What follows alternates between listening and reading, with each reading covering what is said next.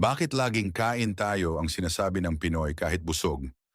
Napansin mo ba, kahit kararating mo lang, kahit kakakain lang nila, ang unang sasabihin ng Pinoy, kain tayo. Pero teka, bakit nga ba ganon tayong mga Pinoy? Hindi naman talaga ibig sabihin nun na gutom tayo. Minsan, busog na. May hawak pang toothpick. Pero pag may dumating na bisita, uy, kain tayo. Sa ibang bansa, simpleng greeting lang. Hello? How are you?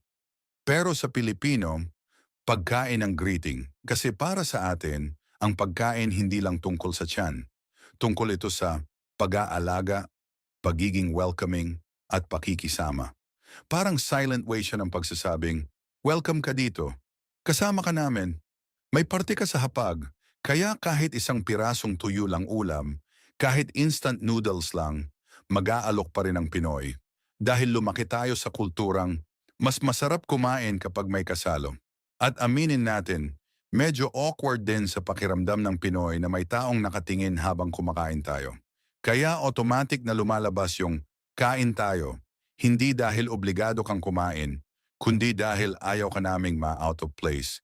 Simple lang pakinggan, pero isa to sa pinaka-Pinoy na ugali na dala natin hanggang ngayon. Kaya sa susunod na may magsabi sa iyong, kain tayo, hindi lang yun imbitasyon, paraan din yun ng pagsasabing, welcome ka sa amin.